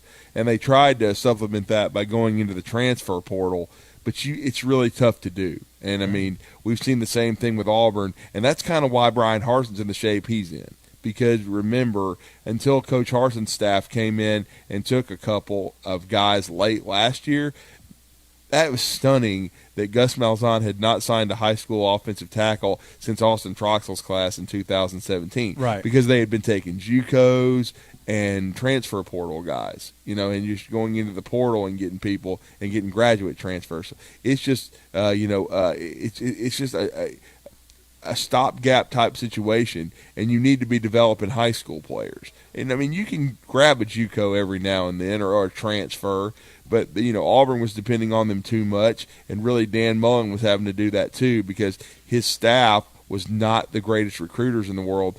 And, again, I'm not saying Dan Mullen's not a good coach. I think he is. He's just not a guy that can lead an elite program, in my opinion. He was a great fit at Mississippi State, and I still think he'd be a great fit at a job you just mentioned at Virginia Tech. Now, I don't know if he's on the radar there, but I think he should be. All right, so let's get back out there. Randy's going to join us once again for his final thought. Good morning, Randy. What's up, Randy? Sorry about that, man. We had a little glitch earlier. I hear you. Hey, Drew, you talking about Dan Mullen? I thought he was a good coach there at Mississippi State. I don't know what happened to him there in Florida. He's just recruiting. I mean, he recruited pretty well at Mississippi State and developed players, but it's just you're on a bigger stage at Florida. And it's what I mean is, like, if he could get away with a 7-5 or a 6-6 at Mississippi State, and they're not going to fire him. But at Florida, if you're going 8-4 and 7-5, they're going to be irritated because they want to win divisions and they want to go to the playoff and things of that nature. So, and actually, he did win 10 games, but the problem is it's just the way this year fell apart. I mean, when you talk about losing to South Carolina and losing to Missouri, Missouri didn't even have Connor Bazelak. I mean, that's what made it bad. And losing the next Saban caused a lot of that.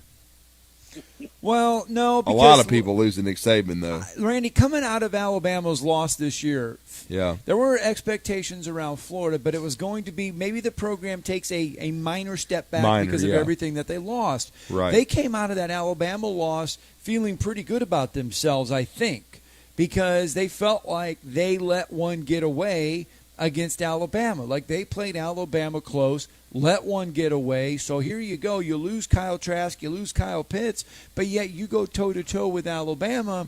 You have a chance going forward. You're thinking maybe this team in a couple games is going to mature around into form, and they're going to be maybe a two-loss team because you know maybe you don't beat Georgia, but you come close. You lose 2 games. You shouldn't lose, and you shouldn't get blown out to the likes of South Carolina. You shouldn't lose to Missouri. You shouldn't lose to LSU. Those were embarrassing losses for Florida this year. Coming out of that game against Alabama thinking that you have a legitimate chance to be finishing second in the East. Okay, Scott, that brings up the point back what I was talking about earlier. All these SEC games have been pretty close. I mean, there ain't really been no blowouts because there's a lot of defense going on. Yeah. But like Ohio State beating Michigan State like they did, apparently there wasn't a whole lot to that Michigan State team, or they wouldn't have done it. And I still said, like I said a while ago, I believe the majority of the SEC teams would beat Michigan State, too. Well, Michigan State ran into a complete buzzsaw on Saturday against Ohio State. That Ohio State team right now is firing on all cylinders. Let's just say that. And Mel Tucker, the success that he's had this year, it's been a great story up to this point.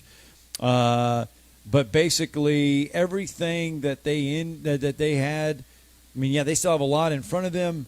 But Michigan State is nowhere near Ohio State's level right now. They're nowhere near the SEC level, period. We all know well, that. we don't have to compare Michigan State to the SEC. They're in the Big Ten. So, I mean, we don't have to compare them to the SEC.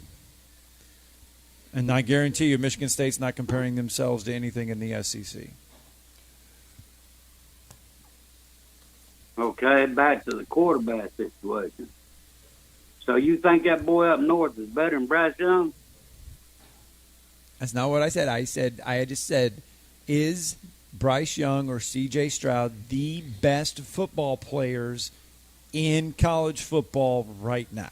He's just talking about regardless of position, yes. Randy, but we just know the Heisman is basically an offensive award. The defensive players never won it. The closest thing, well, except for once. I mean, but the reason I say that is Charles Woodson played offense situationally. Yes. But he played it. Not full-time. So, not full-time. So, he's the closest that we've ever seen to being a full-time defensive player to win the Heisman. And he happened to make, in big games, big plays, either as a receiver or as a kick returner, punt returner. He had a flair for the dramatic, and probably was pound for pound the best player. I mean, a lot of people think Peyton Manning should have won it because he put up video game numbers and all that. But I'm just talking about when you see the way Charles Woodson affects the game, and his team won the national championship, and he had a big reason to do that because that's the only way a Michigan fan right now would see them beating Ohio State was to pop in a DVD. Why do you think Heisman voters don't look at defensive players and take them seriously when it comes to the Heisman race? I mean, what is offense sells?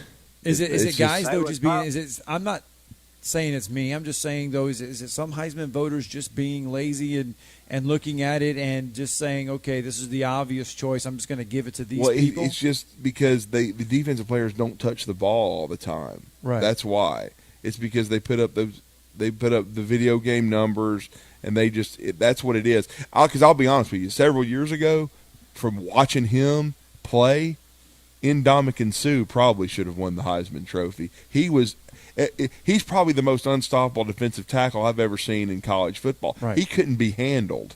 I mean, and Nebraska didn't win a championship, like a national title, but they were a really good team. And you'd see Ndamukong Suh and the impact he had on games. And he was probably pound for pound the best player that year. But, again, he didn't win it. Right. So, all right, Randy, thanks for the call. Appreciate it, Randy. Let's go to Shane Sean now on the Neighbors Wealth Management Hotline. Good morning, Shane Sean. Hey, thank you for bringing up Charles Woodson. This has been my thoughts exactly. You know, Georgia's been putting big number 99 in on offense a little bit, let him score a touchdown. Why? I wonder. Oh why yeah, they did that on Saturday. That's right. that. Yeah. Why? Well, I mean. Oh, we all know why. Win everything this year, and I can't blame him. I would too. I'd want his team to win the Natty. I'd want one of his players to win the Heisman. But you can't tell me that they didn't. They just all of a sudden put him in on offense. I thought about that the other day when they did it. I mean, that they're absolutely trying to win the Heisman. Well, they are. It's not going to work though, because that's Charleston Southern. He's going up over the top against. It's not Ohio State. Exactly. Well, I mean, if he'd have done this all year long and let him score 4 or 5 touchdowns, he might have a chance. But he don't. Their number 99 is a big dude. He is a good. Oh, he's massive, man. A good one. There's no doubt about that. He will not win the Heisman this year, and I don't think Bryce Young's going to win it because we're not going to beat Georgia. Our defense will not. Randy brought up a good point about the SEC. He said there's not been no blowouts this year. The only reason why there hasn't been blowouts is because Alabama's defense is mediocre at best, except for one player, Will Anderson. If we could have kept them from scoring half the points they scored, every game we played would be a blowout. But we don't. We let them score with us. It's a shootout all year long. Well, it'll be interesting to see how it unfolds in 2 weeks. That is for sure. I don't, certainly, I don't think LSU was a shootout. I think it was more of a defensive-oriented game. I think Alabama defensively played well in that game. They did not play as well against Arkansas after really playing better football the last couple of weeks. But that's just the way this Alabama team is. It's a little bit. What puzzles me? We go to Mississippi State, shut them out 49-9. And then we come back the next week and look like we can't stop water. Well, I mean, some of it is just the way the teams match up. Sometimes, and again, sometimes it's motivation as well. I know there was a lot to play for with Arkansas because they were trying to clinch the SEC West. But again, this is a football team. Alabama is suffering from comparison syndrome.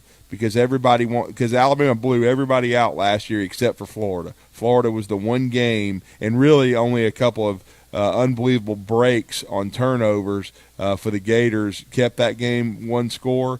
But Alabama blew everybody out last year. They're not doing that this year. And in the years past, they haven't blown everybody out.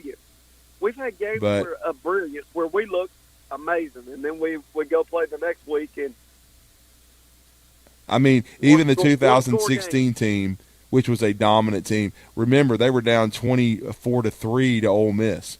So, I mean, there's always been some adversity to overcome. All right, Shane Sean, hate to do it to you, bud, but we are up against a break. We have got to go. Thank you, man. All right, we got to get to a break because when we come back, got to bring in our final guest of the morning. Going to talk going to talk Florida, going to talk SEC, going to talk everything. John Talty going to give us his thoughts when we return.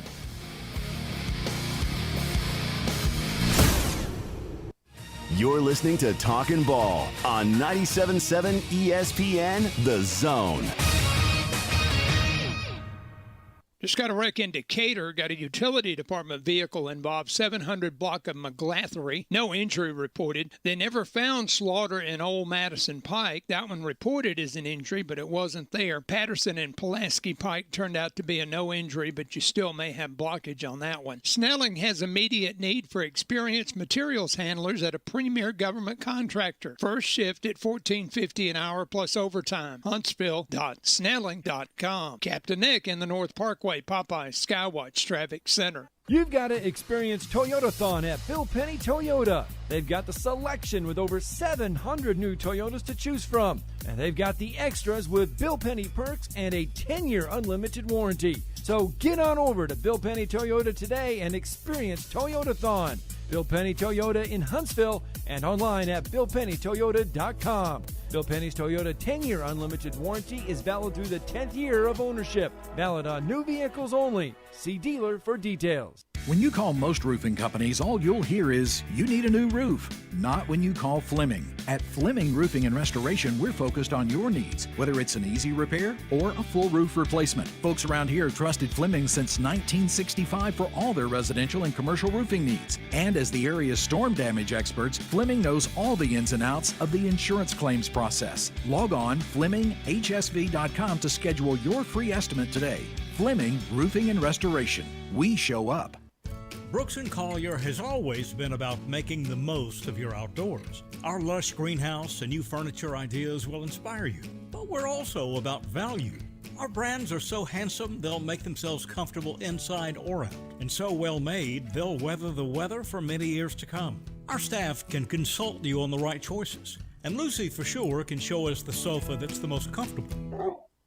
Make the most of your outdoors. Meridian Street and at brooksandcollier.com. Hey there, Bob Baumhauer here. Baumhauer's Victory Grill is your big game headquarters all fall long. And with our new fall features, every day is game day at Baumhauer's Victory Grill. Try our pregame starters, including our homemade onion strings, always fresh hot lips, and our all-new Buffalo Dippin' Chicken appetizer. Our main events include incredible chicken, fish, and shrimp selections, always featuring local Alabama Gulf seafood. And don't forget our Sunday Blitz, 11 to 6. Baumhauer's Victory Grill. Legendary fun, legendary food. We know it's lonely at the top, but we don't mind. National championship number 18. 13 and all. Absolute perfection. Roll Tide. Join us Saturday as the Crimson Tide head to Jordan-Hare Stadium for the 86th Iron Bowl. Our coverage begins at 11:30 on your home for Bama football. Listen to Alabama football all season long on 97.7 ESPN The Zone. Listen to The Drive with Wes Neighbors and Steve Moulton. Weekday afternoons starting at 5 on 97.7 ESPN The Zone. This is Steve Moulton from The Drive. Join us this afternoon from 5 to 7 with Wes Neighbors and me. Now back to Talkin Ball with Scott Theisen and Drew DeArmond on 97.7 ESPN The Zone. Indeed, welcome back to Talking Ball, 97.7 ESPN The Zone. Scott Tyson, Drew DeArmond with you for a few more minutes here, actually about 28 more minutes. When we get going again, which we are right now, coming out of break, live from Bill Penning Toyota Service Department, we're going to kind of combine everything that we've been talking about all morning. Alabama, the Iron Bowl, Auburn, Dan Mullen, Heisman, everything kind of into one. Yeah, absolutely. And our next guest is going to be with us on the Neighbors Wealth Management Hotline. He's the sports editor for AL.com and the SEC Insider. If you read his columns, his daily column, they have a lot of inside info and buzz. He's as well connected as there is throughout the SEC.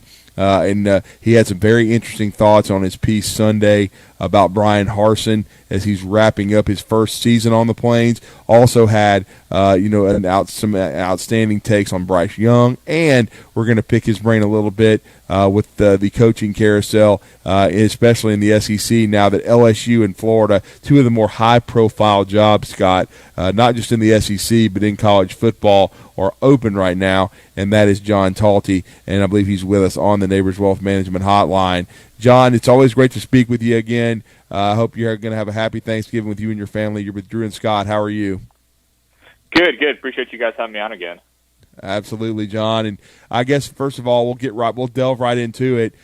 Your thoughts, you had some very interesting things that you wrote about Brian Harsin, and then really the the turmoil that could be brewing inside that Auburn athletic department because of Allen Green. And, he made this hire. He went against the grain with some of the boosters at Auburn wanted. And so and as you said in the piece, there's no secret that Allen Green's kind of been looking around. But it's interesting right now what's going on inside that Auburn athletic department. Yeah, absolutely. So, we go back about a year now, a little less than a year. Auburn fires Gus Malzahn. They paid $21+ million to do it. It's a big move. And, some of the people who, kicked in a good chunk of that money, preferred to hire defensive coordinator Kevin Steele as the permanent head coach. Alan Green ultimately, opted against that, pushed those guys kind of to the side, and decided that he wanted to make his own hire. They talked to a couple of different people, including Billy Napier, but they ultimately hired Brian Harsin. And that along the way upset some of those boosters and influential people. And so he kind of, I don't want to say burned bridges, but certainly, some of those relationships were damaged. And so I think that's why heading into this season, it was just another thing that I think, impacts the situation Allen's in. But I think he needed Brian Harsin to have a good year. He needed him to show, all right, this is why we did this instead of that. And I think, as we take a step back and take stock of this entire 2021 season, I think ultimately it's a disappointing one for Auburn. I think that there have been multiple games where they should have won and lost. South Carolina and Mississippi State being the two most recent. Easily could have won Penn State, and on the flip side, easily could have lost to Georgia State if not for last-minute comeback touchdown. So I think that Alan Green, like you mentioned, has been looking around. He's been up for a couple different jobs in the past. I think he's going to continue to be mentioned for jobs moving forward. His contract has not been extended from when he was initially hired. I don't get a sense that it will be, as there's been some turmoil at Auburn for things beyond just the Brian Harsin hire. So I think it just kind of speaks to the general situation at Auburn right now, is that there's some things happening behind the scenes that could certainly shake up the leadership structure there. Yeah, and you look at on the field, and Auburn fans are frustrated because, as you mentioned, you lose to Georgia right now in Brian Harsin's first year. Okay, understandable. Texas A&M, maybe okay, you understand that one. But when you go on the road and you beat Arkansas and you beat an Ole Miss team, the frustration lies that talent-wise you should beat Mississippi State. You should beat South Carolina. These are games you should win even in your first year. And when that doesn't happen, that's when the frustration level grows. Absolutely. And I think especially when you consider that the way that they, lost those games, the way that they had a 28-3 lead against Mississippi State. I mean, if you watch that South Carolina game, they just did not look good in pretty much any facet of the game except, a couple individual players. And there, again, I think throughout the season there have been some questionable coaching decisions from Brian Harsin. I think you saw it again in that game, an opportunity to go for it on a fourth down call and, going for a long pass instead of, just giving it to Tank Bigsby to get 1 yard. I think that was a decision that fans were upset about. So, it's just ultimately not, I think, the kind of year that, that fans wanted. And I think the thing that if you're going to be concerned moving forward about what's going to happen at Auburn, I think the thing that concerns me the most is just the recruiting that they're doing right now. And I know, Drew, you're all over that stuff too. It's a situation where, right now they're ranked 12th in the SEC. This is not a staff that's full of elite recruiters. And so, somebody compared him to Nick Saban and how he had a bad first year. And yeah, he had 7-6 year, but Louisiana Monroe loss and was not great, but then he absolutely killed it on the recruiting trail. And I just don't really see that coming from Brian Harsin and his staff. So, if you don't think there's enough talent right now on the team, and I would disagree with that to some extent, what makes you confident that Harsin and his staff are going to get enough talent moving forward to have them competing with the best teams in the SEC? And that's to me would be the thing that's most concerning long term about Brian Harsin.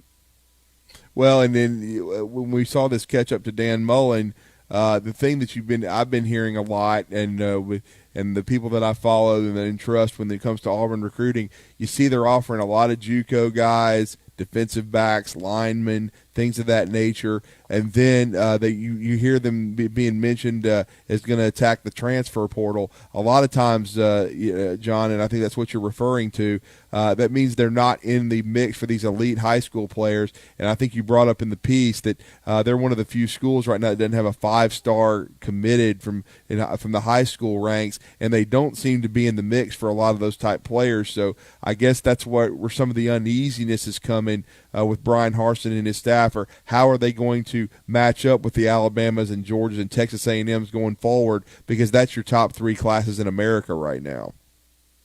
Yeah, and I think the transfer portal, I think can certainly be beneficial. We've seen some smart teams. I think Mel Tucker did a really good job this past year at Michigan State about attacking the transfer portal and finding things that can fill needs. And I think that's if Brian Harsin and his staff are smart about it, that's certainly something that they should do. But overall, I totally agree, and I think that the thing that they also have to worry about is guys, entering the transfer portal and leaving. And I think that's a legitimate concern, especially, for some of their, top players. There's some guys who, were rumored last year to be potentially looking around, ended up staying. I wouldn't be shocked if they, looked around again this year. But, I mean, if you look at, say, the top 10 players in the state of Alabama, 247's rankings, they only have one committed so far, and don't look super likely to get more than that. So, I mean, again, recruiting, usually you start with your home base.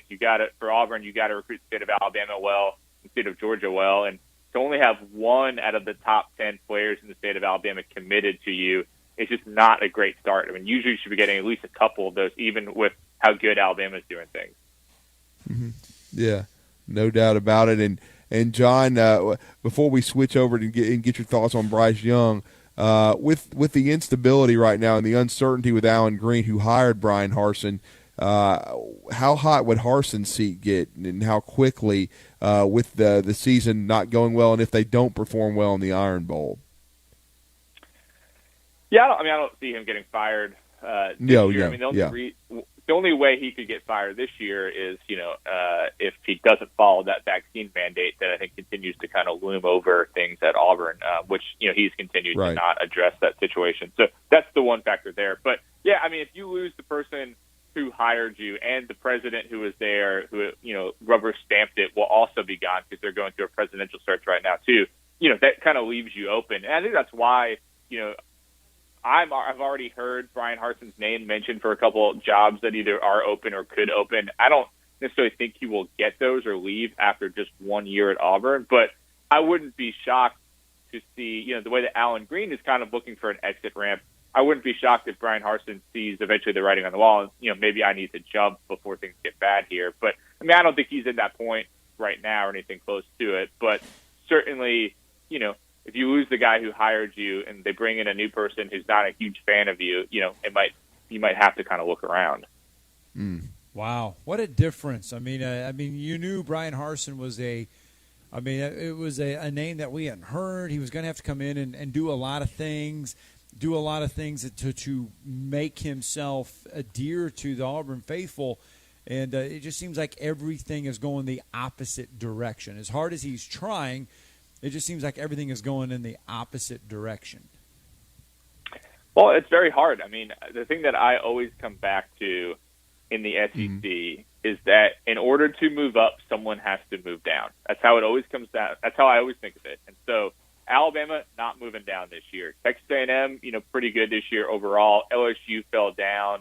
But, Ole Miss is, potentially going to have a 10-2 year. So you're always fighting these teams that are also trying to climb their way up. And so it's very hard to do that. And that's why I think if you look at the teams that have had the most success recently, in the SEC, and let's look at the top two, Saban and Kirby Smart, they are relentless recruiters who have deep ties to the South with their staff and them personally now. And they personally are very, very good recruiters as head coaches. They have staff that knows the number one priority is recruiting. If you're not recruiting well, you're not going to win. And that's what you're competing against every single day. LSU is probably going to hire a coach that's a very good recruiter. We just saw a situation at Florida. Dan Mullen, not a bad coach, but just wasn't a good enough recruiter, and he was still signing, top 10, top 15 classes. They're going to hire someone who will probably be a better recruiter than Dan Mullen. So that's what you're going up against every year in the SEC. And so if you don't have that relentless attitude to recruiting at the highest levels, you're going to fall behind. And again, I think we knew it was potentially an odd fit to begin with, just because of his lack of geographic ties, mostly having worked at, Boise State, 1 year stints at Arkansas State. But that's the thing that I think was concerning to begin with. And I think it's just going to continue to be an uphill battle for Brian Harsin and his staff going up against those guys, because they're going to be out there working you every single day in recruiting. If you can't match that intensity, you'll fall behind.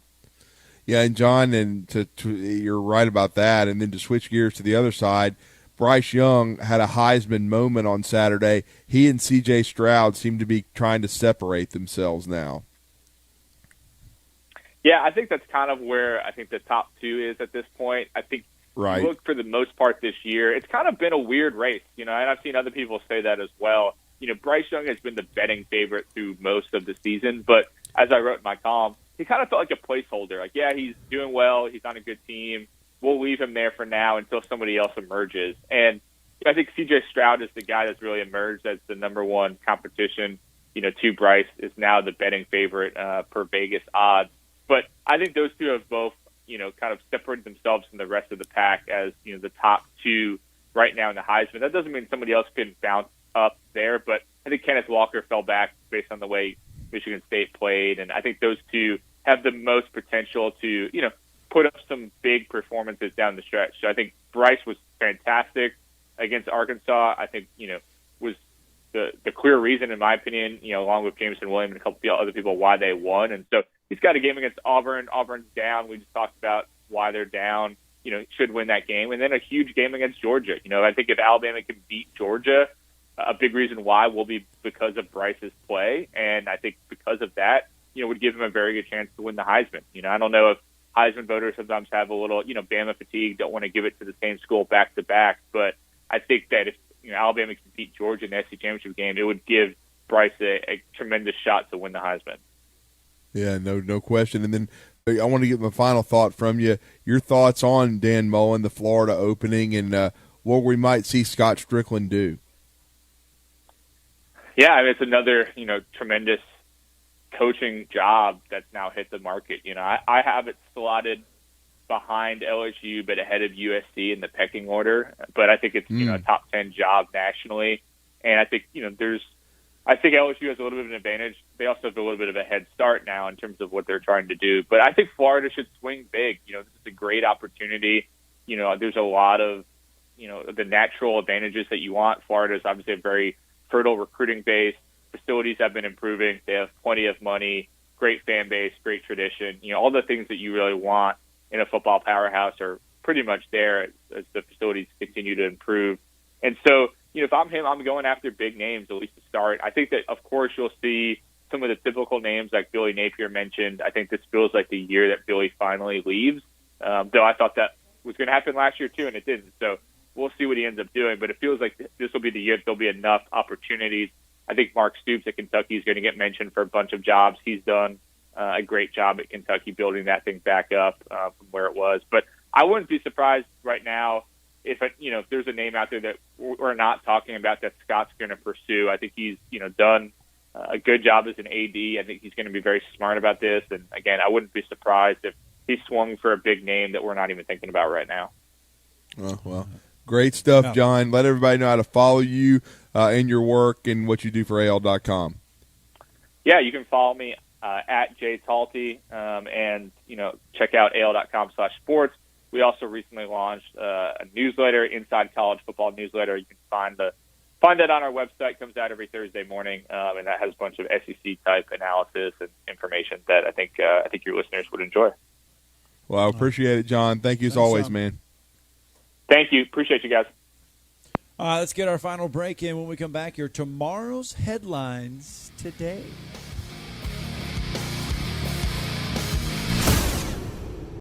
You're listening to Talkin Ball on 97.7 ESPN, The Zone.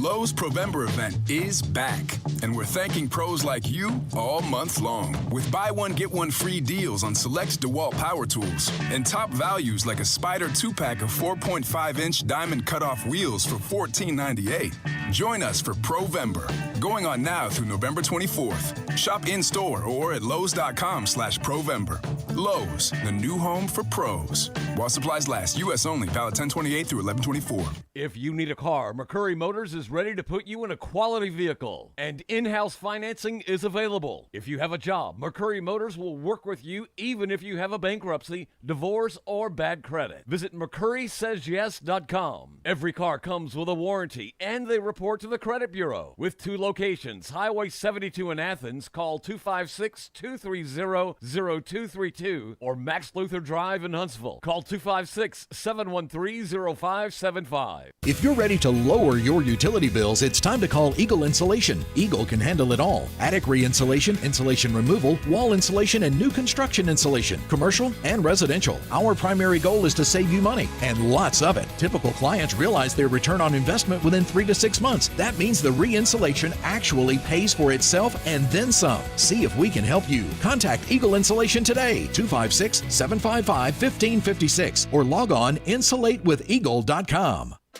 Eating the last slice of pumpkin pie? Power move. Buying your own gifts? Power move. Switching to super fast internet from WOW with speeds up to 1 gig? Power move. Get Internet 100 for just $19.99 a month and your first month free. Plus, learn how to get up to $300 on us. Sign up at wowway.com today. Wow. Limited to new customers with autopay and paperless billing. Offer subject to change. Restrictions and terms apply. At Mr. Sparky, we're America's on-time electrician. Flickering lights and hot switches can be annoying, but they can also signal a major problem, or worse, an electrical emergency. So play it safe and leave it to the experts at Mr. Sparky. Trust our team of professional, clean, and friendly electricians. We'll get it done right and get it done safely. You don't have to put up with any malarkey. Call 888-8-SPARKY. Independently owned and operated, licensed in the respective state or county. Are you in the market for a recreational vehicle? Do you want to get out and see more of this beautiful country? Well, imagine hearing the laughter of your little ones enjoying gooey s'mores by a cozy campfire and making lasting memories with your friends and family from the comfort of a new camper. We can make your dreams come true at Hall's RV. With over 15 years in the camping business, we know how to get our customers into the perfect camper. We have several models and floor plans here for you to choose from, both new and used. We're family owned and operated with fantastic deals and great service. Everyone wants to work with people they can trust, so come on down to Hall's RV and get the deal of a lifetime. We'll treat you right and get you on the road in the camper of your dreams. Visit us on Highway 431 in Albertville. Hall's RVs, where we sell fun. Or see us on the web at www.hallsrvsales.com. Hi, this is Wes Neighbors. I'm here with Sam Fleming with Fleming Roofing and Restoration. Sam, tell the folks about Fleming Roofing and Restoration. Hey, Wes. Our company, Fleming Roofing and Restoration, specializes in commercial and residential roofing and repairs.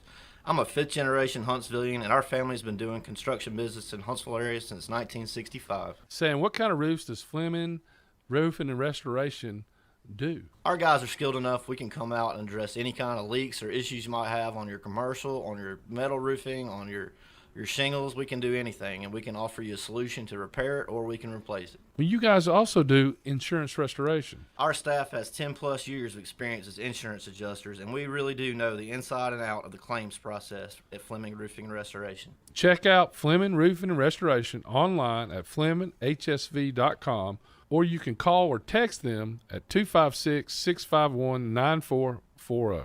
Hey, Wes, we show up. We're beginning to wind it down quickly. Had one new wreck in Decatur, 700 block of McGlathery. That one should be clearing. It was a no injury. Pulaski Pike and Patterson Lane should be clearing now. You get 3 pieces of the crispy tender chicken and a buttermilk biscuit for $4.99 at Popeyes. University in Jordan, 72 in Jeff and North Parkway. Captain Nick in the Jordan Lane Popeyes Skywatch Traffic Center. This segment of Talkin Ball is brought to you by University Kia, the #1 volume Kia dealer in the state of Alabama. Located online at universitykia.com.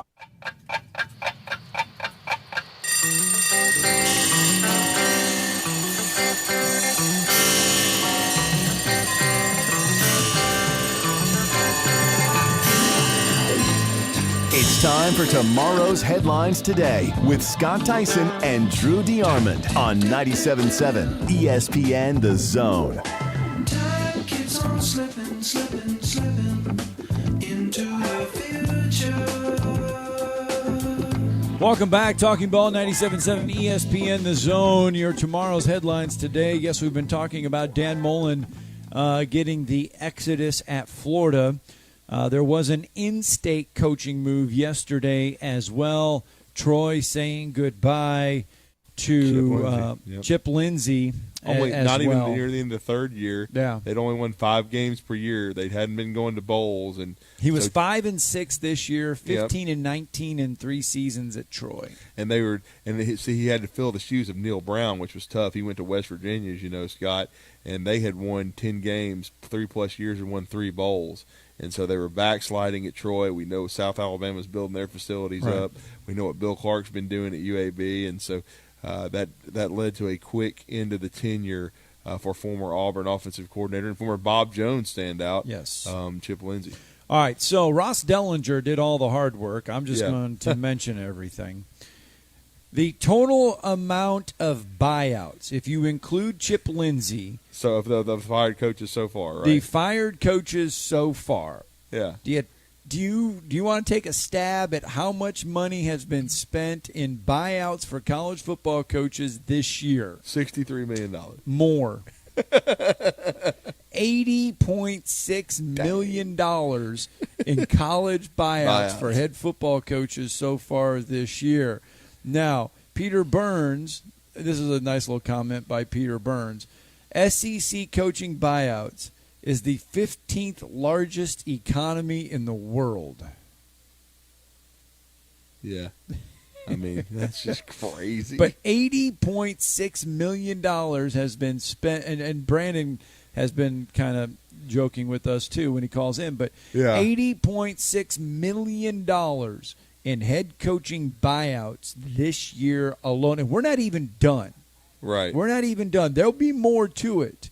Does that list hit $100 million before we're all said and done?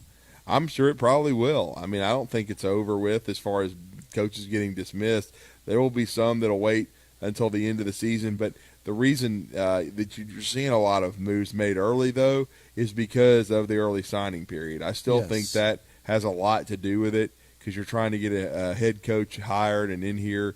And we're coming up on how many days? It's the 22nd of November. It's about 3 weeks. It's December the 15th. So they're wanting to get coaches in there to see if they can sign kids early because so many of them are doing that now. And so I think that's why you see so many coaches getting axed. You know, with 1 game left, 2 games left, they're already coming and trying to put the wheels in motion. Heck, Ed Ogeron mid-season was told, you're gone.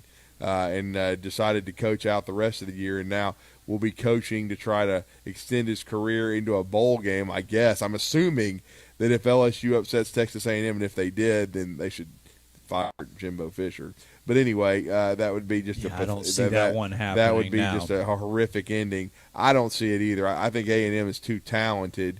But I'm just saying, if LSU were to pull the upset, you would think he would coach the bowl game. I mean, there's a feeling down there in LSU that this will win or lose. You're saying that they would turn down a bowl game. No. LSU will go to a bowl game. Yeah. But this will be Ed Orgeron's last game as head coach. So you're saying that there would be an interim coach for the bowl game? Yes. Like there is great feeling down there now. The certainty of Ed Orgeron coaching a bowl game in LSU is more uncertain now if they get to that point. I don't think they're going to have to worry about it anyway. I think Texas A&M is going to take care of that. There will not have to be a decision made in Baton Rouge as far as that goes. Well, and in Florida State and Florida, the winner of that one goes to a bowl.